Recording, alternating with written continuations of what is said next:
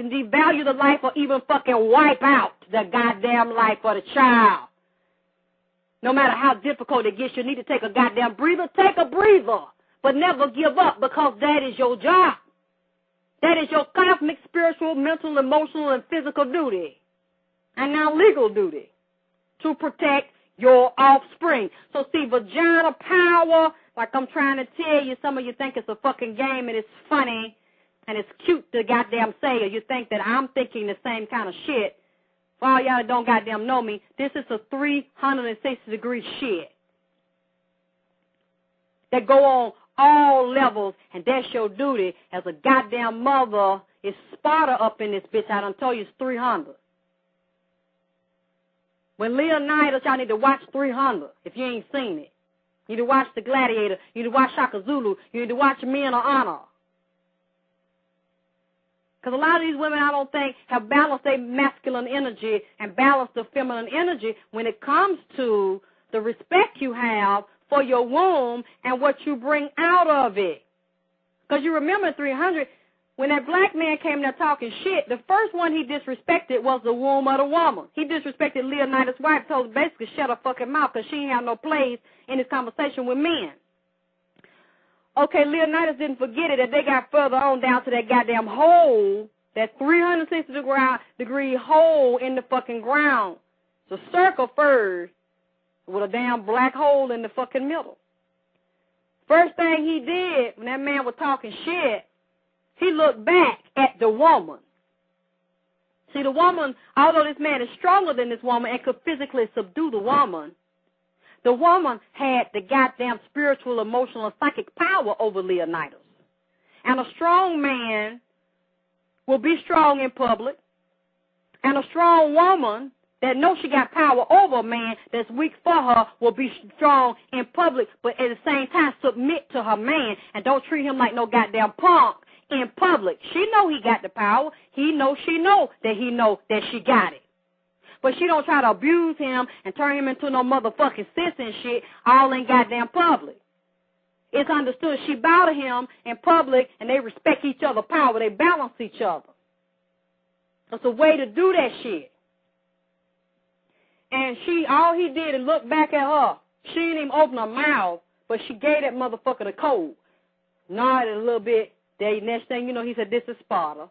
Kicked that motherfucker in that damn hole.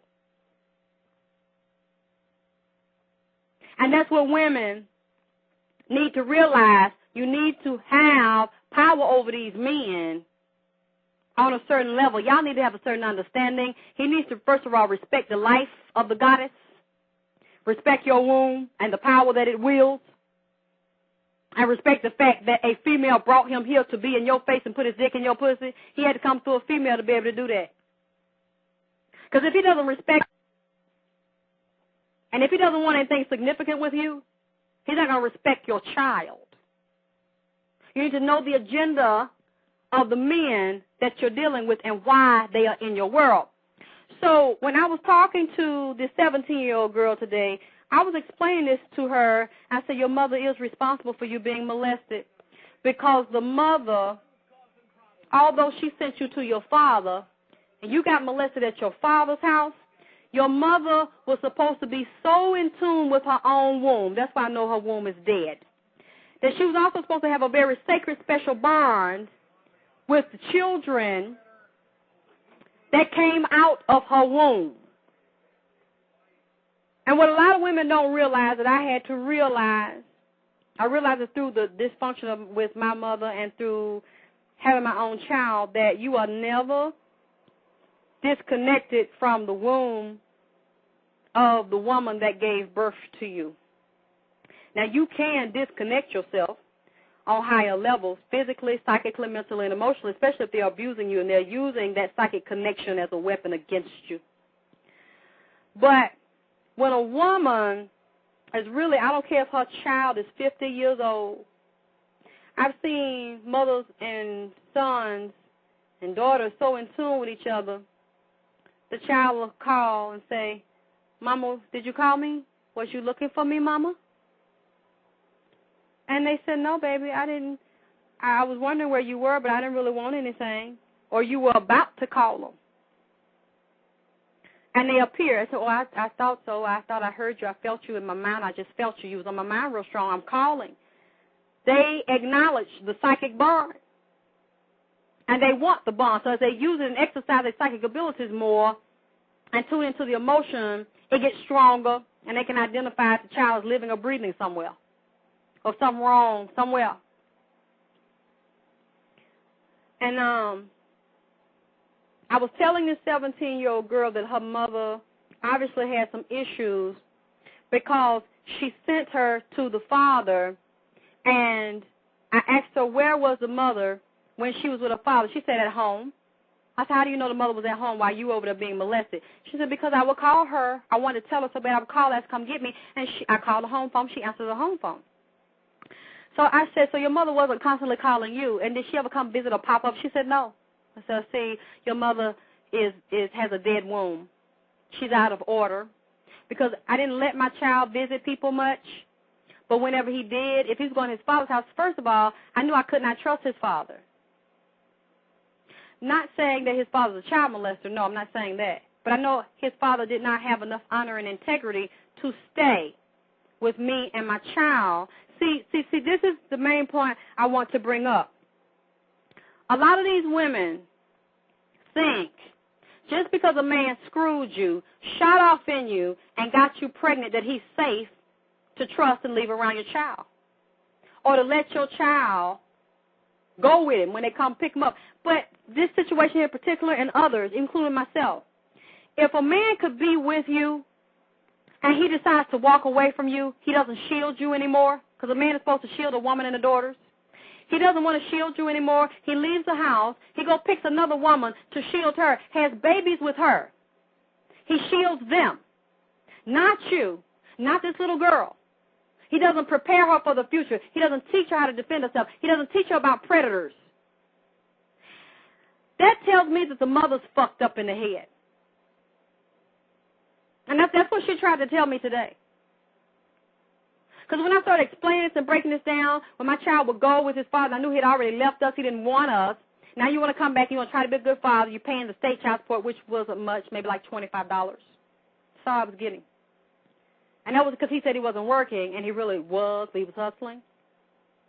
Nothing I could do about it. I had to roll with it.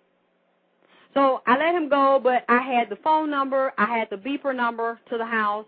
I had the address. And whenever I would call, because sometimes a girlfriend, they want me to have the number, right after he would get my son or a day or two after, they would change the phone number. The phone, it would say it was disconnected, had another number.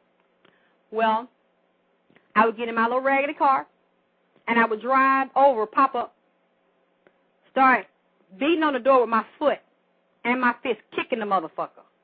Open the goddamn door before I call the fucking police. What's wrong with you? Why are you so goddamn crazy? I said, no, you changed your fucking phone number. You won't answer your beeper. I don't know where you are. Give me my son. Because I know since you don't respect me, you obviously have an issue or your woman has an issue. You might take it out on my child. Get his clothes together. Let's go. He said, me, mommy. I said, come on, baby, pamper. We don't worry about it. Get in the car with your pamper. You go, mama. You're not going to do this to me because, see, now I'm suspicious. And now I don't feel bad. People used to make me feel bad and pick at me and laugh. You know, you have a mental problem. You're calling here every day. He's 2 and 3 years old. He can't defend himself. I need to call. Then you don't want me to have a phone number. You don't want me to come to the house. You must supply these things with me, and it's not because I want you. But you have something over there that belongs to me. I am the guardian of this life. I'm the steward. I have to be a good steward over the child's life that can't speak for itself, can't defend itself. He can't protect his ass or his mouth or his dick. I have to know who you're with, who's going to be in the house. I see what kind of feel I get about them and what do they do, where do they work, how do they hang out. Because you might like little boys. Even somebody in your family might like little boys. And I'm not going to let you lick your lips and have your lips salivating to eat off of mine or teach mine to eat out of your ass.